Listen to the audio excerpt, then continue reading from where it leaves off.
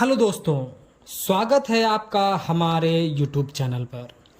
दोस्तों, आज के इस वीडियो में हम देखेंगे कि जब भी फुटिंग या फाउंडेशन का काम करा जाता है कंस्ट्रक्शन में, तो उसमें किस तरीके की मिस्टेक की जाती है और मैं आपको प्रैक्टिकली दिखाऊंगा और पूरा समझाने का प्रयास करूंगा कि इस साइट पर क्या मिस्टेक करी जा रही है और आपको कौन सा मिस्टेक अपने कंस्ट्रक्शन कराते समय नहीं करना है। जैसा कि आप सब जो है इस वीडियो में देख रहे हैं कि यहाँ पर मैं बहुत सारी चीज़ों को दिखा रहा हूँ। अब क्या करते हैं, हम एक एक करके समझने का प्रयास करते हैं कि यहाँ पर क्या मिस्टेक करी गई है।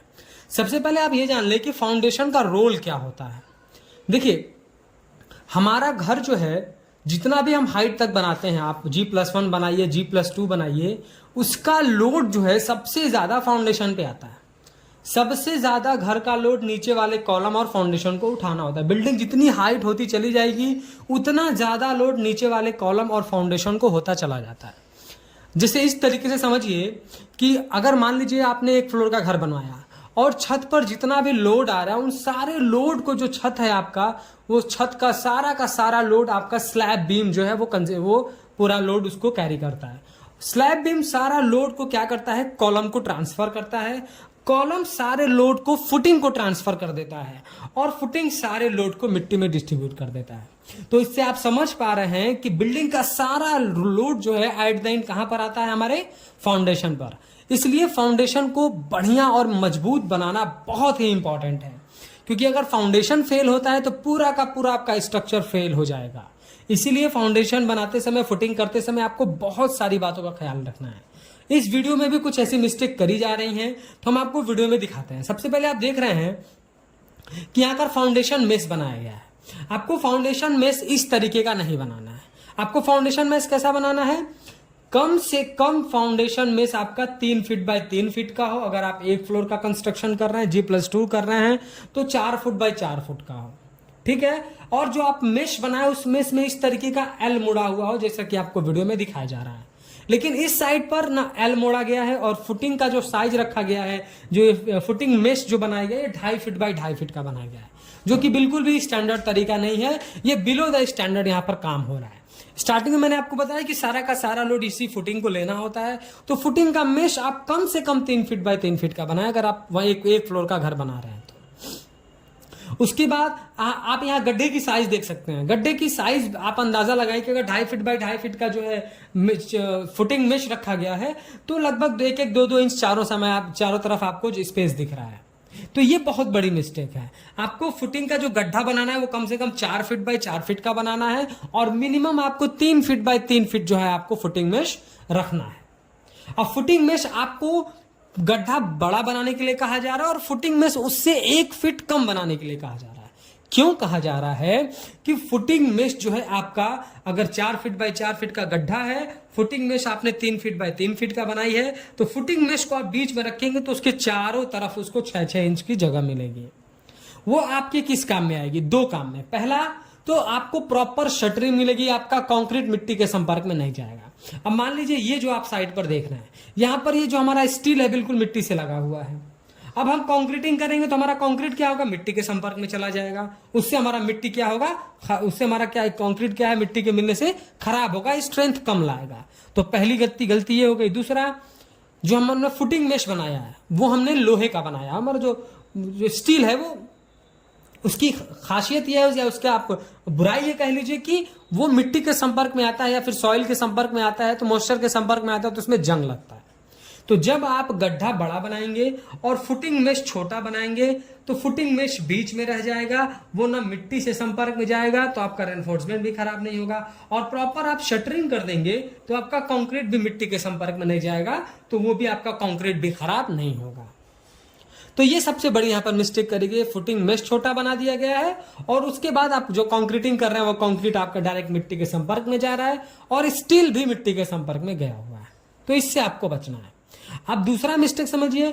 अब देखिए, फुटिंग मेश के नीचे जो है आपको ब्रिक बालास्ट बिछा हुआ दिख रहा है, यानी ईंट के टुकड़े आपको नीचे बिछे हुए दिख रहे हैं जाली के नीचे।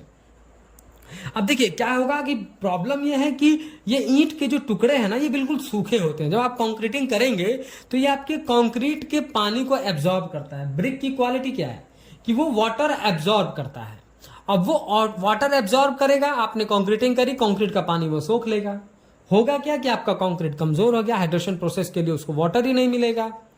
तो सही तरीका क्या है, आपको वहां पर पीसीसी करना है। पीसीसी क्या करना है, 2.5 इंच या 3 इंच मोटा तक। और पीसीसी कितने का करेंगे आप, वह 1:4:8 का, 1:4:8 का। अगर एक बैग सीमेंट का यूज करते हैं तो 4 बैग सैंड का और 8 बैग आप एग्रीगेट का, इस रेशियो का आप पीसीसी बिछाएं। देखिए फुटिंग करने का शर्त यह है कि जो हमारा लेवल है, जो हमारा गड्ढा है वो बिल्कुल लेवल में होना चाहिए, बराबर प्लेन होना चाहिए। और दूसरा उसका बेस जो है वो सॉलिड सरफेस का हो, मिट्टी के ऊपर डायरेक्ट कंक्रीटिंग नहीं करनी होती है। तो इसीलिए मिस्त्री सब जुगाड़ू लगाते हैं, जुगाड़ का ये लगाते हैं कि वो ईंट के टुकड़े डाल देते हैं, उससे नुकसान बहुत होता है। मैंने आपको बताया ना, वाटर को एब्जॉर्ब करता है। तो आपको सही तरीका क्या है, आपको पीसीसी करनी है 2.5 से 3 इंच। आप पीसीसी कर देंगे तो वो एक सरफेस भी आपको कंक्रीट का सॉलिड मिल जाएगा, एक लेवल में मिल जाएगा, और वाटर भी पीसीसी आपका एब्जॉर्ब नहीं करेगा, वो ईंट के मुकाबले कम करेगा। तो ये सारी शर्तें हैं फुटिंग की। यहां पर ये मिस्टेक करी गई कि ब्रिक बालास्ट नीचे यूज हुआ है, जो कि बिल्कुल सही तरीका नहीं है। दूसरा आप देखिए कि जो मेश को बिछाया जाता है, जब हम फुटिंग मेश को गड्ढे में रखते हैं, एक्सकावेशन जो हमने गड्ढा किया उसमें रखते हैं, तो हमको कवर ब्लॉक यूज करना होता है। देखिए कवर ब्लॉक क्यों यूज करना है, हम फुटिंग का जो मेश है उसको नीचे रख देंगे और उसके बाद कंक्रीट कर देंगे, तो हमारा फुटिंग मेश नीचे क्या होगा, दब जाएगा। लेकिन सही तरीका क्या है कि हमारा फुटिंग मेश कंक्रीट के बीच में होना चाहिए। कम से कम फुटिंग में 50 mm जो हमारा कंक्रीट है वो फुटिंग जाली के नीचे होनी चाहिए। हर स्लैब का अलग होता है, बीम का अलग होता है, लेकिन फुटिंग में कम से कम 50 mm यानी कि 2 इंच नीचे हमारा कंक्रीट हो, फिर उसके बाद जो हमारा ये हो, स्टील हो, फुटिंग मेश हो। तो ये इसीलिए हमको बहुत इंपॉर्टेंट होता है फुटिंग मेश लगाना, फुटिंग मेश के नीचे कवर ब्लॉक लगाना।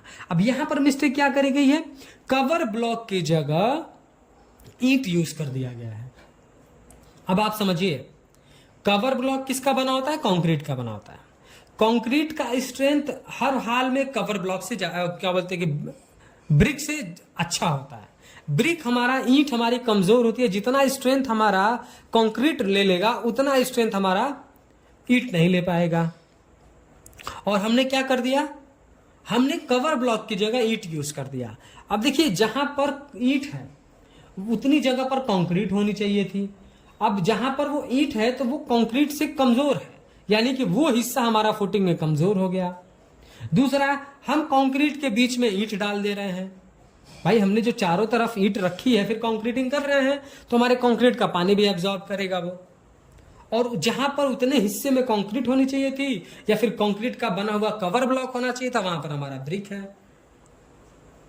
अब हमारा ब्रिक कमजोर है, कंक्रीट से ज्यादा लोड तो वो नहीं ले पाएगा, और वहां पर जब लोड ज्यादा आएगा तो ब्रिक टूट सकता है। कंक्रीट में जो है क्या बोलते हैं कि वाटर एब्जॉर्प्शन जो है हमारे ब्रिक में ज्यादा है, तो वो कंक्रीट का भी पानी सोखेगा। तो ये सारी मिस्टेक इस साइड पर करी जा रही हैं। तो दोस्तों अगर आप भी चाहते हैं कि आपका घर मजबूत बने, तो जो मैंने आपको ये कमियां दिखाई, इन कमियों को आपको अपने साइड पर नहीं करना है, तो आपका फाउंडेशन मजबूत से मजबूत बनेगा। वीडियो पसंद आया हो तो प्लीज वीडियो को लाइक कर दें, और अगर चैनल पर नए हैं, कंस्ट्रक्शन से रिलेटेड ऐसे ही इंफॉर्मेटिव वीडियोज इन फ्यूचर देखना चाहते हैं, तो प्लीज चैनल को सब्सक्राइब करके बेल नोटिफिकेशन को ऑल